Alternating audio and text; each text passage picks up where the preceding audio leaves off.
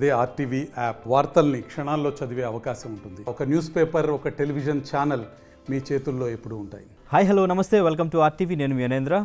So recent టైమ్స్లో మనం థియేటర్లో ఒక మంచి ఎక్స్పీరియన్స్ చేసిన మూవీ అంటే డెఫినెట్గా హనుమాన్ అని చెప్పుకోవచ్చు. ఎందుకంటే స్టోరీ కొంత అయితే విఎఫ్ఎక్స్ ఇంకొంచెం మనకి విఎఫ్ఎక్స్ క్లైమాక్స్లో కానివ్వండి, స్టార్టింగ్ టైటిల్స్ నుంచి కొన్ని సీక్వెన్స్లో చూసుకుంటే చాలా రియలిస్టిక్గా చూపించారు.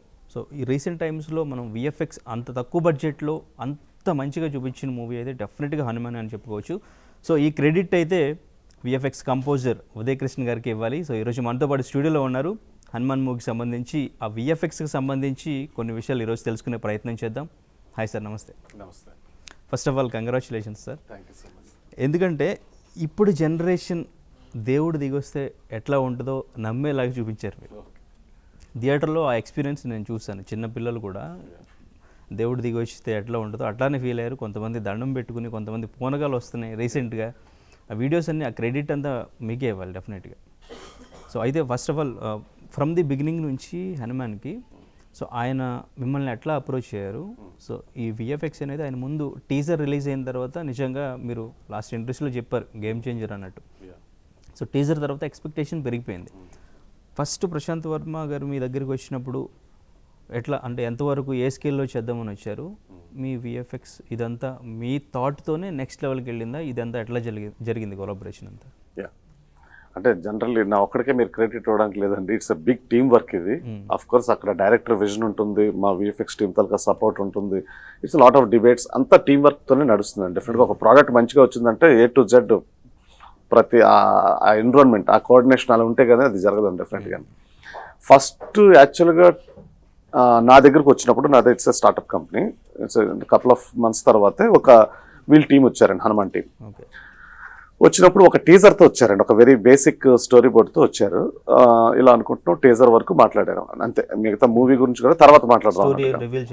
స్టోరీ బేసిక్గా సింపుల్ లైన్ అండి, అంటే మరీ నెరేషన్ అంటే టోటల్ స్టోరీ నెరేషన్ ఏ ఉండదు, బేసిక్గా ఐడియా ఉంది. అయితే అప్పటికే నేనేంటంటే ఒక మంచి ప్రోడక్ట్ గురించి యాజ్ అ స్టార్ట్అప్ కంపెనీకి మంచి షోరీలు కావాలి, ఒక పోర్ట్ఫోలియో కావాలి, మనం తయారు చేసుకోవాలి అన్నట్టుగా ఒక మంచి దీని గురించి చూస్తున్నాను. చూస్తున్నప్పుడు కరెక్ట్గా ఇందులో నాకు ఒక పొటెన్షియల్ కనిపించింది టీజర్ తలక దీంట్లో, ఆ స్టోరీ బోర్డ్లో. దీన్ని మనం ఎన్హాన్స్, ఎందుకంటే ఎక్స్క్లూజివ్ 3D షాట్స్ ఉన్నాయి. So majority 3D shots actually లైవ్తో కంపేర్ చేస్తే. సో ఇది డెఫినెట్లీ ఇట్స్ గుడ్ ఆపర్చునిటీ, మనం విల్ టేక్అప్ దిస్. బట్ అక్కడ పెద్ద ప్రాబ్లం ఏంటంటే బడ్జెట్ రిస్ట్రిక్షన్స్. ఇప్పుడు నాకు తగ్గట్టుగా, నా విజన్ తగ్గట్టుగా నేను చేసుకుని వెళ్దాం అంటే కాదు కదండి అది. So that is a budget also, it's high restriction. It's very small film కింద వచ్చింది. నాకు అప్పటికి యాక్చువల్గా అంటే స్టార్డమ్ కానీ అవన్నీ నాకు పెద్దగా ఐడియా లేదు. అఫ్ కోర్స్ ప్రశాంత్ గారి ముందు అది జాంబీ రెడ్డి కూడా చూశాను. It's good film definitely. But నాకు ఎస్పెషల్లీ ఇంకా అవన్నీ పక్కన పెడితే ఈ టీజర్లో ఆ potential as a visual effects ఆర్టిస్ట్గా నాకైతే అండర్స్టాండ్ అయిందండి. దీన్ని ఇంకొక లెవెల్లో చేసుకోవచ్చు. The problem is again budget. కానీ that is my experience. Actually నాకు హెల్ప్ అయిందండి చాలా వరకు. నేను ఒక 25 to 27 years వరకు నాకు ఎక్స్పీరియన్స్ ఉందండి ఇదే same industry, VFX and animation. So దీంతో మనం ఎలాగ దీన్ని చేద్దాం, అది కోఆర్డినేషన్ అండి కంప్లీట్లీ. ఎలాంటి ఫ్రీలాన్సర్స్ యూస్ చేద్దాం ఏంటి, అది అలా పైప్ లైన్ నేను డిజైన్ చేసుకొని మొత్తానికి వర్క్ చేసాము. అది వెళ్తున్న కొలది ఎన్హాన్స్ చేసుకుంటూ వెళ్ళిపోయాం. ఇంకా ఎక్కడికంటే ఇంకా ఎగ్జైట్మెంట్ అండి. అఫ్ కోర్స్ డైరెక్టర్ విజన్ కూడా మాకు డెఫినెట్లీ సపోర్ట్ అయింది. అతను కోఆపరేషన్ కూడా చాలా ఇంపార్టెంట్. ఎందుకంటే మనకి టైంకి ఇవ్వలేము. క్వాలిటీ ఉన్నప్పుడు ఐడియాస్ చేంజ్ అవుతాయి. అంటే మీకు టీజర్ వరకు చెప్తే, ఇప్పుడు ఫర్ ఎగ్జాంపుల్ మనకి హనుమాన్ రివీల్ చేసాం ఫస్ట్ టీజర్లోనే. ఇది కేవ్లోకి కెమెరా వెళ్ళి, అంటే ఒకదానికి మాకు 3-4 ఐడియాస్ చేంజ్ అయ్యాయండి. ఫస్ట్ అసలు హిల్కి ముందు అనుకున్నాం స్టాట్యూ రివీల్ చేద్దాం, తర్వాత కేవ్లోకి వెళ్దాం అనుకున్నాం, ఇంకొద్దిగా డెప్త్ వెళ్దాం అనుకున్నాం, అప్పుడు కూడా హనుమాన్ని ఎయిర్లో చూపిద్దాం అనుకున్నాం, తర్వాత ఆరా పెడదాం అనుకున్నాం, తర్వాత శివలింగానికి వచ్చాం. ఇది ఆల్ డిబేట్స్, టీమ్ వర్క్ అండి. మాట్లాడుకొని ఇంకా ఇంకా ఇంకా ఇంకా ఇంకా ఎన్హాన్స్ చేద్దాం. Teaser it self 2-3 times post phone అయిందండి. సో ఇట్స్ వర్త్ యాక్చువల్గా. అందరూ వెయిట్ చేయడం అన్నది, లేట్ అవడం అన్నది కూడా. ఎందుకంటే నేను ఒక షోకేస్ కింద నా కోసమే నేను ఆలోచించాను, కానీ పెద్దగా నేను ఫిల్మ్ డెఫినెట్గా అది బాగా వస్తుందని తెలుసు. కానీ ఎంటైర్ ప్రోడక్ట్కి ఎంత పెద్ద గేమ్ చేంజర్ అయిపోతుందని మాత్రం ఎక్స్పెక్ట్ చేయలేదండి అసలు. బట్ ఏంటంటే మీరు చెప్పారు ప్రశాంత్ వర్మ గారు వచ్చినప్పుడు మీకు ఈ లైన్ చెప్పినప్పుడు మంచి పొటెన్షియల్ ఉంది, మనం బాగా చేయొచ్చు దీనికి వర్క్ అని. బేసిక్ స్టోరీ బోర్డ్తో వచ్చారండి. బట్ బడ్జెట్ అనేది ప్రాబ్లం అయిందని చెప్పారు. సో ఫస్ట్ ఆఫ్ ఆల్ ఆయన ఎంత బడ్జెట్ అనుకున్నారు, మీకు ఎంత ఖర్చు అవుద్ది మ్యాక్సిమం ఈ విఎఫ్ఎక్స్ కానీ మీరు అనుకుని ఆయనతో చెప్పారు, అది ఫైనల్గా ఎలా చేశారు? Yeah. ఏ బడ్జెట్కి అంటే చేశారు? బడ్జెట్స్ మనం రివీల్ చేయడం మంచిది కాదులేండి. అంటే మ్యాక్సిమం ఒక పర్సంటేజ్లో అట్లా ఏమన్నా చెప్పారు? నో ఇట్స్ అంటే జనరల్లీ ఆ బడ్జెట్ నేను ఇంకో 10 times ఇవ్వాలి, ఆ కైండ్ ఆఫ్ వర్క్ అనమాట. అంటే మీరు తగ్గారా, ఆయన బడ్జెట్ అట్లానే ఉందా, మీరు ఆ బడ్జెట్లోనే చేశారా? వాళ్ళు తగ్గడం అని కాదండి, ద ప్రోడక్ట్ వైబిలిటీ కూడా ఆ రోజు మనకి ఐడియా లేదు కదా. వాళ్ళు కూడా స్ట్రెచ్ అయిపోయి ఎక్కడో ఎంతో దాని మీద పెట్టలేరు. At the same time opportunity నేను కూడా వదులుకోవడానికి రెడీగా లేను, ఎందుకంటే నాకు అందులో పొటెన్షియల్ కనిపించింది. సో నేను దాన్ని అంటే అలాగే నేను లాస్ అయిపోకుండా వాళ్ళ ట్రేజర్ మీద నేను ఇన్వెస్ట్ చేసుకోకుండా కేర్ఫుల్ గా మనం దీన్ని హ్యాండిల్ చేసుకుని మంచి షోరీలు చేసుకో, దట్ ఈస్ ద ఇంటెన్షన్. అది డెఫినెట్గా అది నాకు పనికొచ్చింది, వాళ్ళకి పనికొచ్చింది, ప్రోడక్ట్కి పనికొచ్చింది. వాళ్ళు కూడా ప్రోడక్ట్ వైబిలిటీ ప్రకారం వెళ్తారు తప్పిస్తే దానికి అబ్నార్మల్గా వెళ్ళలేరు కదా. సో అది టైం అండి, అంతే. ద టైం అంటే ఇంకా అంతే. హనుమాన్ మొత్తం డ్రైవ్ చేసినట్టు ఓవరాల్గా అందరినీ అలా డ్రైవ్ చేసుకుంటూ వెళ్ళింది. So anyway teaser is a blockbuster అయిపోయి it's a biggest game changer for the entire product అయిపోవడం అన్నది అందరికీ కూడా కలిసి వచ్చింది కండి. వాళ్ళు స్ట్రెచ్ అయ్యారు అప్పుడు, అంటే ఇంకా అది 100s of crores ఫిల్మ్ కింద మాట్లాడారు మొత్తం ఆల్ ఓవర్ వరల్డ్. సో అప్పుడు రెస్పాన్సిబిలిటీస్ పెరిగిపోయి అప్పుడు నేను కూడా ఏం ఆలోచిస్తాను, నాట్ ఓన్లీ టీజర్, ఇప్పుడు మళ్ళీ తర్వాత డ్రాప్ అయితే బాగోదు కూడా, ఓన్లీ టీజర్ అంటారు. సో క్వాలిటీ ఎన్హాన్స్ చేసుకుంటూ వెళ్ళాలి, ఐడియాస్ని ఇంకా ఎన్హాన్స్ చేయాలి. నెక్స్ట్ వాళ్ళు కూడా కొంతవరకు నాకు సపోర్ట్ ఇవ్వాలి బడ్జెట్ వైజ్ కానీ, ఇదంతా కూడా ఇవన్నీ జరిగాయండి. ఒక ఫ్రెండ్లీ ఎన్విరాన్మెంట్లో ఒక మంచి టీం వర్క్తోని ప్రతిదీ జరగడం, that is the results today. Okay, but మీరు 27 yearsగా ఇండస్ట్రీలో ఉన్నారు, సో వర్క్ చేస్తున్నారు, బాహుబలికి కూడా చేశారు మీరు. అంటే బాహుబలికి నాది వన్ ఆఫ్ ద కంపెనీ అంటే పార్ట్ 1 లోని చాలా కంపెనీస్ చేసి అందులోని ఒక వన్ ఆఫ్ ద పార్ట్ కింద వార్ సీక్వెన్స్ ఒక కొన్ని దానికి 100s of freelancers, lot of companies చాలా మంది వర్క్ చేశారు. అప్పుడు నేను వేరే ప్రాజెక్ట్ తోని కొద్దిగా హోల్డ్ అయిపోవడంతో ఈ ప్రాజెక్ట్ ఎక్కువ హ్యాండిల్ చేయలేకపోయాను. బట్ ఎనీవే నేను ముంబై నుంచి వచ్చిన తర్వాత హైదరాబాద్ లో నేను నా స్టార్ట్అప్ తోని నా ఫస్ట్ ప్రాజెక్ట్ కంపెనీ టైటిల్స్ లో పడింది నా కంపెనీది బాహుబలిలోనే. Okay, right. ప్రశాంత్ వర్మ అంటే మిమ్మల్ని ఎట్లా అప్రోచ్ అయ్యారు? ఫస్ట్ మీరు స్టార్ట్అప్ అంటే తక్కువ బడ్జెట్లో ఎలా చేస్తారు, ఒక లైటర్ వేలోనే చేయించేద్దామని ఆ వెర్షన్లో అసలు మీ దగ్గరికి ఎలా వచ్చారు? అసలు అలా వచ్చారా? అతను మాట్లాడిన తర్వాత అంటే నా గురించి చెప్తారు కదండి మధ్యలో వాళ్ళు, is a very senior most technician. Company big company small company కదా, వాళ్ళు కూడా ఒక మంచి టీం చూస్తున్నారు. ఆబ్వియస్లీ వాళ్ళకున్న బడ్జెట్ లిమిటేషన్స్ లో వాళ్ళు సెట్ చేస్తారు. ఎప్పుడైతే నాతో మాట్లాడారో నా ఎక్స్పీరియన్స్, నా వర్క్, అంటే నేను రామోజర్ గారితో ఒక హోమ్ సిటీ, స్పిరిచువల్ సిటీ, ఒక పెద్ద విజువలైజేషన్ కావచ్చు, నా పోర్ట్ఫోలియోలో చెప్పిన పెద్ద పెద్ద ఫిల్మ్స్ కావచ్చు, వాటి అన్నిటికీ నేను కన్విన్స్ చేశానండి this is my portfolio. Obviously he is confident. First teaser తోనే స్టార్ట్ అయింది కదా, టీజర్ తో స్టార్ట్ అయ్యి టీజర్ అవుతున్నప్పుడు కొంత ఫిల్మ్ కూడా స్టార్ట్ చేస్తాను. కానీ మిగతా సీక్వెన్సెస్ కూడా నాకు 1 by 1 వస్తున్నాయి, ఎందుకంటే జర్నీ అండర్స్టాండ్ అయిపోయింది అతనికి. So this will be go somewhere, అది అందరికీ వర్క్ అవుతున్నప్పుడు అండర్స్టాండ్ అయిపోయింది. డైరెక్టర్ పాయింట్ ఆఫ్ వ్యూ అతను ఇంకా క్యాలిక్యులేట్ చేసుకుంటారు కదా డెఫినెట్ గా. సో కొన్ని సీక్వెన్స్ అండర్ వాటర్ సీక్వెన్స్ కావచ్చు, ఇలాగ చాలా సీక్వెన్స్ మేము స్టార్ట్ చేసాం. కానీ ఇంకొకటి కూడా, అది టీజర్ అయిన తర్వాత రెస్పాన్సిబిలిటీ పెరిగిపోయింది. ఒక్కసారి మొత్తం ఆడియన్స్ తాలూకా ఎక్స్పెక్టేషన్స్ మాకు అండర్స్టాండ్ అయిపోయిన తర్వాత మళ్ళీ కొన్ని విషయాలు రీథింక్ చేసాం. Suppose for example under water scene అనేది it's not a challenging for VFX, but we have to show the aesthetically చాలా బాగా చూపించాలి. అప్పటికి వాళ్ళు యాక్చువల్గా షూట్ చేసేసారు, అది దాని మీద మేము వర్క్ చేసేస్తున్నాం. చేస్తుంటే ఇది వద్దు మళ్ళీ రీషూట్ చేసుకుందాం, ఇది వాటర్ డెప్త్ ఎక్కువ కావాలి మనకి, మంచిగా క్వాలిటీ గట్రా రావాలంటే అన్నట్టుగా మళ్ళీ వాళ్ళు రీషూట్ చేసుకున్నారు. ఇంకా బెటర్ డెప్త్ వస్తుంది మనకి, ఇన్పుట్స్ కరెక్ట్ గా వస్తే ఇంకా విఎఫ్ఎక్స్ ఎన్హాన్స్ చేయడానికి బాగుంటుందండి. ఎందుకు ఇదంతా ఐడియా వచ్చిందండి, ఒకళ్ళు టీజర్ అంత రేంజ్ ఎక్స్పెక్టేషన్స్ పెంచడంతో ఇంకా మా మీద ఆటోమేటిక్ గా రెస్పాన్సిబిలిటీస్ పెరిగిపోయాయి. సో మళ్ళీ రీవర్క్ చేస్తాం ఆ ఫుటేజ్ మీద. సో అది మాకు చేయడానికి ముంబై వెళ్ళి వాళ్ళు షూట్ చేశారు మళ్ళీ. అలాగా చాలా అక్కడక్కడ కొన్ని మళ్ళీ ఐడియాస్ చేంజ్ చేసుకొని రీషూట్లకు వెళ్ళి మళ్ళీ ఇన్పుట్స్ తెచ్చుకొని అలాగ దాన్ని ఇంకా ఎన్హాన్స్ చేసుకుంటూ వచ్చాం. కొద్దిగా ఫ్రీడమ్ దొరికింది కదండి చేయడానికి కూడా, అంటే టీజర్ ఒక స్ట్రెంగ్త్ ఇచ్చింది. Okay, yeah. So first starting చూపించిన అంజనాద్రి అండ్ ఇంకా హనుమాన్ స్టాట్యూ ఏదైతే ఉందో దాని ముందు టైటిల్ సీక్వెన్స్ ఉందండి. సో ఈ థాట్ ఎవరిది ఫస్ట్, అంటే ఆ థాట్ ఫస్ట్ అట్లానే అనుకున్నారా? No, see this is everything is finally director విజనే ఉంటుంది, దట్ ఈస్ డిక్టేట్. బట్ అతనికి ఏం కావాలి అన్నది అతనికి ఒక ఐడియా ఉంది. నేను అంజనాద్రిని ఎస్టాబ్లిష్ చేయాలి, అక్కడ ఒక హనుమాన్ స్టాట్యూ కావాలి, దాన్ని మనం ఎలా చూపిస్తున్నాం ఏంటి, ఇంకా కాన్సెప్ట్ లెవెల్ నుంచి వర్క్ జరుగుతుందండి. అక్కడ stage to stage different departments ఉంటున్నాయి. అలాగ దాని ముందుకు వస్తే మీరు ఒక టైటిల్ సీక్వెన్స్ చూసారు, హనుమాన్ బోర్న్ తొలక సాంగ్, అది థీమ్ సాంగ్ కింద కూడా రిలీజ్ చేశారు. అది అంటే యాక్చువల్గా అప్పుడు బడ్జెట్ ప్రకారం ఏంటంటే బిఫోర్ టీజరే నేను మాట్లాడుకున్నాను, అది యాక్చువల్గా టైటిల్స్ కోసం కనుక 2Dలోని సంథింగ్ ఏదైనా లుక్ అండ్ ఫీల్ లో చేద్దాం అన్నదే నా తాలూకా కమిట్మెంట్ అండి విత్ డైరెక్టర్ అండ్ కానీ నాకేంటంటే ఏదైనా 3Dలో బాహుబలి 2 ఒకటి నాకు చాలా నచ్చుతుందండి. ఆ టైటిల్స్ సీక్వెన్స్ వాళ్ళంతా స్కల్ప్చర్స్ గట్రా పెట్టి చేశారు. అది ఒకటి ఉండిపోయేది, ఎప్పుడైనా ఇలాగ ఒకటి చేయాలి మంచి టైటిల్ సీక్వెన్స్. 300 ఫిల్మ్ దగ్గర నుంచి నాకు ఉందండి యాక్చువల్గా. సో ఇది ఒక ఆపర్చునిటీ కింద నేను తీసుకుని 2D కాదు 3Dలోకి వెళ్దాం, ఒక కొత్త లుక్ అండ్ ఫీల్ ఏదైనా ట్రై చేద్దాం అని చేసుకొచ్చాం. We are very satisfied for that output present. Okay. అలాగే ఇందులో ఏంటంటే చాలా టీమ్స్, చాలా ఫ్రీలాన్సర్స్, చాలా మందికి నేను అవుట్సోర్స్ చేశానండి వర్క్. అంటే ఎవరు ఎక్కడ స్పెషలైజ్డ్ అనేది నేను ఇన్పుట్స్ తీసుకొని దాన్ని నేను మొత్తం కంబైన్ చేసుకోగలగాలి. మీరు అడిగిన ఏది మన అంజనాద్రి తలకి establishment shot, that is the one of the challenging shot అండి ద ఎంటైర్ ప్రోడక్ట్లోని. One of the definitely challenging shot. Camera travel అవుతూనే ఉంటుంది, వాటర్ హిల్స్ అంతాను. అక్కడ ఒక కొలాజల్ హనుమాన్ స్టాచ్యూ కావచ్చు, నెక్స్ట్ అది వెళ్ళి తర్వాత అంజనాద్ మీదకి కెమెరా వెళ్ళి మళ్ళీ వచ్చి అంజనాద్ర విలేజ్ ఎస్టాబ్లిష్మెంట్ కావచ్చు, తర్వాత ఫారెస్ట్లోకి వెళ్ళిపోతుంది. ఇదంతా కూడా without cut 2 minutes plus shot అండి. Completely we have to execute in 3D only and photo realistic. అంత పెద్ద వెజిటేషను, అంత వాటర్ సిమ్యులేషన్స్, అంత కొలాజల్ హనుమాను, అక్కడ ఒక విలేజ్, ఇన్ని చూపించాలంటే it's a lot of challenges ఉంటాయండి టెక్నాలజీ వైజ్. అంటే మేము అప్పుడు ఏం చేస్తాం అంటే కట్ షాట్స్ కింద సంథింగ్ ఏదైనా కొన్ని మ్యాజిక్స్ చేస్తాం. ఇందులో మ్యాజిక్ చేయకుండా చేద్దాం టెక్నికల్గా. అంటే ఇదంతా ప్యాషన్ అండి, ప్యాషన్ డ్రైవ్ చేసింది. మంచి షాట్ ఇలాంటి వర్క్ ఎప్పుడో దొరకదండి, వచ్చినప్పుడు మనం దాన్ని ప్రూవ్ చేసుకోగలగాలి. మొత్తం టెక్నికల్గా చూపించింది అదంతా కంప్లీట్లీ ఇన్ 3D ఎగ్జిక్యూషన్ అండి. నో షూట్ అట్ ఆల్ అండి, no shoot at all. Completely the vegetation కావచ్చు, అక్కడ each and every element is in CGI created. Okay.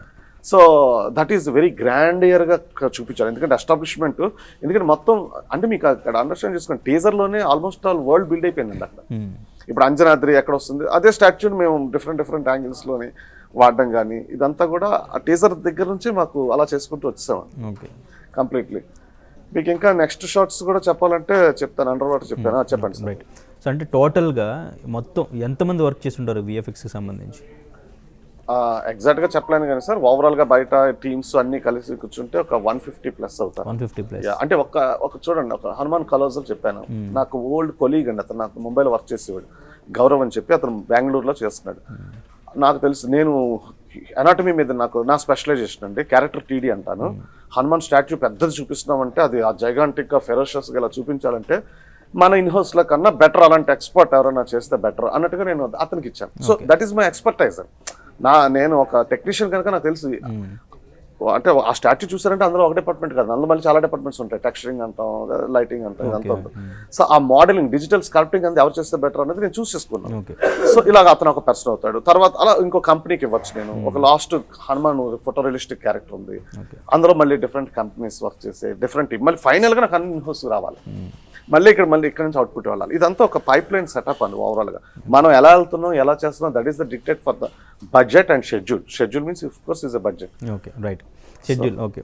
ఇప్పుడు మూవీ 2 years పట్టింది కదా సార్, ఈ 2 years అనేది VFXకే ఎక్కువ టైం తీసుకోవడం వల్ల లేట్ అయిందా, లేకపోతే ఏంటి వాళ్ళ షూట్ లేట్ అయిందా? లేదు, వాళ్ళు షూటింగ్ అయిపోయిన తర్వాత ఇది స్టార్ట్ చేసామండి. షూటింగ్ ఎప్పటికైంది, VFX ఎప్పుడు స్టార్ట్ చేసి VFXకి ఎంత టైం పట్టింది? VFXకి కంప్లీట్ నాట్ 2 years, దగ్గర 2 years అండి. 2 years పట్టింది. షూటింగ్ వాళ్ళు ఎప్పుడు నేను అడగలేదు కానీ వాళ్ళు చాలా ఫాస్ట్ చేసేస్తారండి. ప్రశాంత్ వర్మ అసలు షూటింగ్ అసలు ఏం కాకుండా చేస్తారు, ఎందుకంటే వాళ్ళకి లొకేషన్స్ లేవు కదా. వాళ్ళు అటెస్టేజ్ కొడుతుంటారు నాకు తెలిసి, maybe I'm wrong, I don't know, but వాళ్ళు చాలా తక్కువ టైంలో చేస్తారు. మొత్తం CG బేస్డ్ ఫిల్మ్ అండి. అంటే ఇలాంటి ఆపర్చునిటీ VFX ఆర్టిస్ట్కి ఎప్పుడో కానీ రాదండి. అంటే completely VFX based, VFX driven film అన్నది అఫ్ కోర్స్ స్టోరీ కూడా సపోర్ట్ చేయాలండి. స్టోరీ సపోర్ట్ చేయకపోతే నథింగ్. మళ్ళీ ఇవన్నీ చేసినవన్నీ కూడా ఇంకా చాలా పెద్ద ఫిల్మ్స్ విపరీతమైన VFX వాడిన కూడా డిజాస్టర్స్ ఉంటాయి. సో ఇది ఆల్ టుగెదర్ అటు డైరెక్టర్ వర్క్ కావచ్చు, మా వర్క్ కావచ్చు, ఎవ్రీథింగ్ కలిసింది కనుక ఈరోజు that is the result sir. Okay. So and ఇంకా ఆంజనేయ స్వామిని ఆ ఐస్లో చూపించింది ఆ షాట్ కూడా చాలా రియలిస్టిక్గా ఉంటుంది. అక్కడ నుంచి ఆయన బ్రేక్ చేసి గద తీసి రావడం కానీ అది అసలు ఎలా, ఎన్ని రోజులు పట్టింది? అది చాలా రోజులు పట్టింది. చాలా రోజులు అంటే అక్కడ క్యారెక్టర్ ఫోటో రియలిస్టిక్ చూపించాలి. ఆ సాంగ్ నేను టీజర్కి ముందే నేను విన్నానండి. అంటే వినిపించిన తర్వాత లిటిల్ స్టోరీ బోర్డ్ ఉంటుంది కదా, ఏం చేస్తాం అన్నది అందరికీ క్లారిటీ ఉంది. సో 3D క్యారెక్టర్లో చూపించాలి సాంగ్.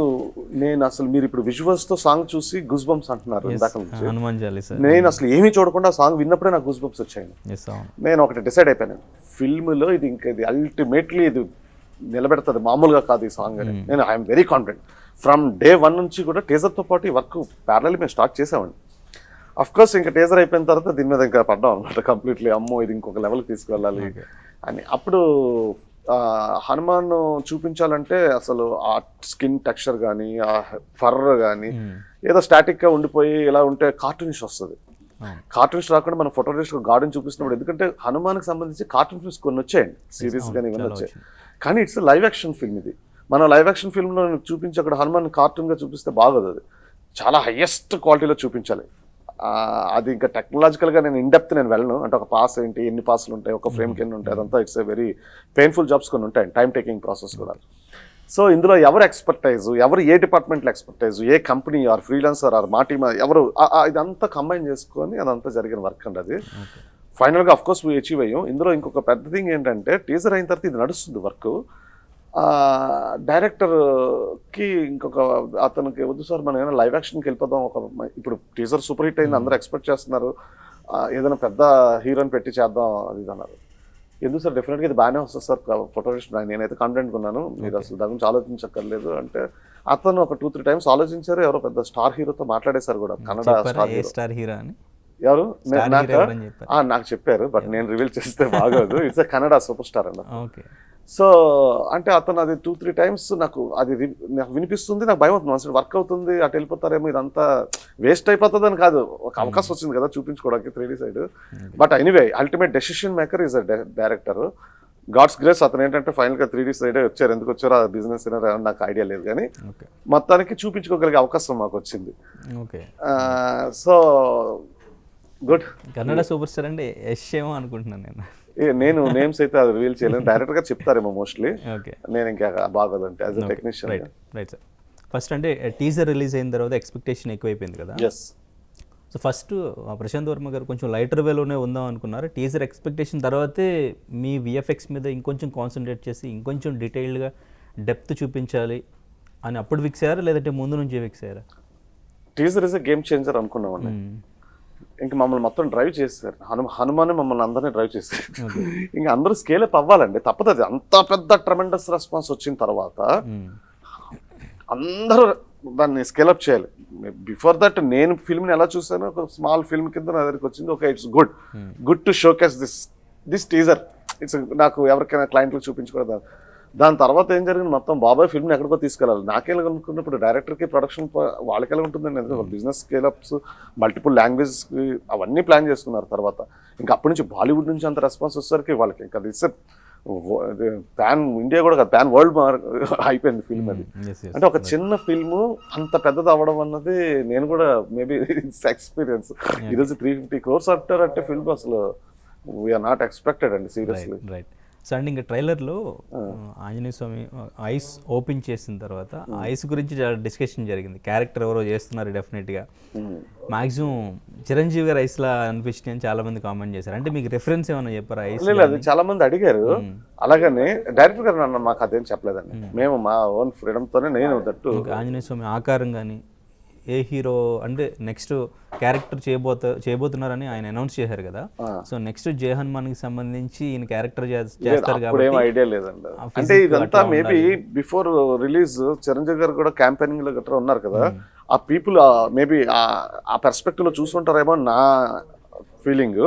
బట్ మేము ఎటువంటి రిఫరెన్స్లు ఏమీ తీసుకోలేదండి. మాకు ఏంటంటే జైగాంటిక్ కనిపించాలి, గాడ్ ఆ స్పిరిచువాలిటీ ఉండాలి అండ్ ఫెరోషియస్గా ఉండాలి, హనుమాన్ అన్నది బలశాలి అన్నట్టుగాను అన్నది హ్యూమన్ ఎనాటమీ మీదే మేము కరెక్ట్గా ఫిక్స్ అవుతాం తప్పిస్తే ఆ ఎక్స్ప్రెషన్స్ ఎలా వస్తున్నాయి ఏంటి అన్నది కానీ ఇలాగ చిరంజీవి లేకపోతే సంథింగ్ అన్నది అయితే అసలు అప్పుడైతే మేము అనుకోలేదండి. డెఫినెట్గా మేము మా ఐడియాస్ ప్రకారం వెళ్ళాం. ఓకే, బట్ కానీ ఆంజనేయ స్వామిది ఫేస్ రివీల్ చేయలేదు.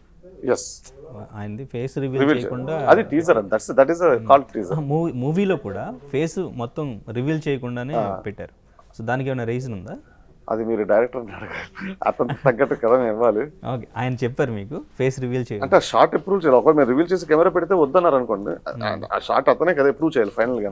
అంటే మీరు పెట్టారు ఫేస్ మొత్తం అదంతా ఉంటుందండి, అంతా అయిపోయింది, టోటల్ క్యారెక్టర్ అంతా అయిపోయింది. ఒక క్యారెక్టర్ ఫిల్మ్ మొత్తం ఇంకోటి కూడా చేయొచ్చు. బట్ అతను ఐడియా ఏంటి, తర్వాత లైవ్కి వెళ్తారా లేకపోతే అది that is we can't. So అయితే జై హనుమాన్ గురించి ముందు డిస్కషన్ ఏం లేదు సార్? అయితే లేదు అంటే లేదంటే అది ఇంకా ఎప్పుడైతే ట్రేజర్ అయిందో పార్ట్ 2 కానీ ఇంకా అతను అందరూ ఫిక్స్డ్. అండ్ దట్ కూడా లాస్ట్ మీకు క్లైమాక్స్ లో కూడా అదే కదండి. సో అతనికి ఒక ఐడియా ఉంది, పార్ట్ 2 చేద్దాం. అదేంటి ఎప్పుడు నేను అంతలా నేను డిస్కస్ చేయలేదు. ఒకసారి ఏదో పార్ట్ 2 కూడా స్క్రిప్ట్ కంప్లీట్ అవుతుంది అన్నారు అనమాట. చాలా అది గుర్తు నాకు ఇంకాను. ఒక సందర్భంలో ఎప్పుడో చెప్పారు. నేను అదేం పెద్దగా ఫోకస్ చేయలేదండి. ప్రజెంట్ ఫస్ట్ జరగాల్సింది చూద్దాం అన్నట్టుగా. నేను టెక్నీషియన్స్ వరకే కదండి. మీతో ఇంకా డిస్కషన్ రాలేదు ఎప్పటి నుంచి స్టార్ట్ చేయాలి వర్క్? లేదు రాలేదు ఇంకా. వాళ్ళు ఇప్పుడు ఏదో షూటింగ్ గట్రా స్టార్ట్ చేస్తున్నారు. ఇప్పుడు ఏంటంటే వాళ్ళు కూడా స్కేల్ అప్ అయిపోయారు. స్టార్ హీరో ఎవరు అనేది చాలా ఎక్సైట్మెంట్ నాకు. ఓకే. అండ్ ఇంకా రీసెంట్గా వచ్చిన వార్తలు చిరంజీవి గారు హనుమాన్ క్యారెక్టర్, మహేష్ బాబు గారు రాముడు క్యారెక్టర్, ఇవన్నీ కూడా రూమర్స్ వస్తున్నాయి. సోషల్ మీడియాలో ఏదో చూస్తుంటాను. ఎవరు యూస్ వాళ్ళు. బట్ ఏంటంటే సార్, ఇప్పుడు మీ వర్క్ అనేది హనుమాన్లో చూసిన తర్వాత, ఫస్ట్ టీజర్ రిలీజ్ అయిన తర్వాత హనుమాన్కి ఎంత హైప్ వచ్చిందో ఇదంతా కూడా ఆదిపురుష్ మీద పడింది ఎఫెక్ట్. ఏంటంటారు కారణం? అంటే అది ఆదిపురుష్ కూడా పాపం కష్టపడి చేస్తుంటారు చాలా టీము. ఆదిపురుష్ తర్వాత ఇది ఒక 1 month 1.5 month తర్వాత టీజర్ రిలీజ్ అయింది. ఎక్కువ కంపారిజన్ వీడియోస్ అయితే వచ్చాయి. అంటే క్వశ్చన్ నేను ఎలా చెప్పమంటారు అంటే, ఇది బాగుంది, ఆబ్వియస్లీ బాగుంది. అంటే పీపుల్ ఎందుకో కనెక్ట్ అయ్యారు ఇక్కడ ఎక్కువ. సో దానికి అది పెద్ద ఫిల్మ్ అండి, చాలా పెద్ద ఫిల్మ్. అది చాలా పెద్ద కంపెనీస్ చాలా మంది చేశారు. ఏదైనా అల్టిమేట్లీ డైరెక్టర్స్ విజన్ అండి. ఇప్పుడు అతను ఆ డైరెక్టర్ ఒక వానర్ సేన తీసుకున్నారు, అది పీపుల్ కనెక్ట్ అవ్వలేదు. నెక్స్ట్ రావణాసురుడు సంథింగ్ రాజ్యం, అదేంటంటే ఇంద్రజిత్తుడు కట్టిన రాజ్యం అనేసరికి ఇంకోలా ఊహించారు. ఒక డన్ లాగా అనేసరికి అతని విజన్ అది పీపుల్ కనెక్ట్ అవ్వలేదు. ఇలాగ మేబీ చాలా ఆర్ట్ ఆఫ్ రీజన్స్ ఉంటాయి ఇందులోని. అందులో నేనేం కంపేర్ చేసుకో తెలుసుకోలేదు. కానీ మా వర్క్ ఏమంటే మేము పర్ఫెక్ట్ గా ఆ డైరెక్టర్ కి తెలుసు, మాకు తెలుసు, మేము కలిసి చేసుకోవాలి. అంటే డిస్కషన్ ఎక్కువగా జరిగింది మాత్రం అదే విఎఫ్ఎక్స్ విషయంలో. దాదాపు ఇది 30 నుంచి 40 కోట్ల సినిమా అనేది ఫస్ట్ నుంచి సోషల్ మీడియాలో తెలిసిన విషయం. అండ్ ఇంకా తర్వాత ఆదిపురుష్ 500 కోట్ల పైన సినిమా అనేది తెలిసిందే. అంటే విఎఫ్ఎక్స్ విషయంలో ఎక్కడ మిస్టేక్ జరిగిందా? అంటే కార్టూన్ లాగా కనిపించిందని అక్కడ కూడా టీజర్ రిలీజ్ అయిన దగ్గర నుంచి ట్రోల్స్ వచ్చినాయి. ఇక్కడ టీజర్ రిలీజ్ అయిన దగ్గర నుంచి ఇంత చిన్న బడ్జెట్లో ఎంత రియలిస్టిక్గా ఎట్లా వచ్చింది అనేది దీనికి హైప్ వచ్చింది. సో ఆ కంపారిజన్లో ఆ విఎఫ్ఎక్స్లో ఎక్కడ మిస్టేక్ జరిగిందంటారు? మిస్టేక్ అంటే మనకి ప్రీ ప్రొడక్షన్ దగ్గర నుంచి నేను మాట్లాడాల్సి వస్తుంది. అంటే ప్రాపర్గా వాళ్ళు ప్రీ ప్రొడక్షన్ ఎంతవరకు చేస్తారో నాకు ఐడియా లేదు. అంటే ఒక స్టోరీ బోర్డ్ లెవెల్ దగ్గర నుంచి concept arts, key frame illustrations, each and every stage కూడా వెరీ వెల్ ప్లాన్డ్గా మనం ప్రీ ప్రొడక్షన్ వర్క్ అయితే చేసుకోవాలని. అది చేసుకోకపోతే బడ్జెట్స్ కంట్రోల్ ఉండదు, షెడ్యూల్స్ కంట్రోల్ ఉండవు. ఇప్పటికైనా ఇంకొకటి చెప్తాను సార్, ఇప్పుడు చిన్న సినిమా వాళ్ళు జనరల్గా ప్రొడ్యూసర్స్ కానీ డైరెక్టర్స్ కానీ విఎఫ్ఎక్స్ అంటే భయపడే పరిస్థితులు ఉన్నాయి ఇంకాను. ఎందుకంటే ఇది ఎలా వస్తుందో క్వాలిటీ, ఎందుకంటే కొన్ని విఎఫ్ఎక్స్తో డిజాస్టర్ అయిన సినిమాలు చాలా ఈ మధ్యకాలం వచ్చాయి.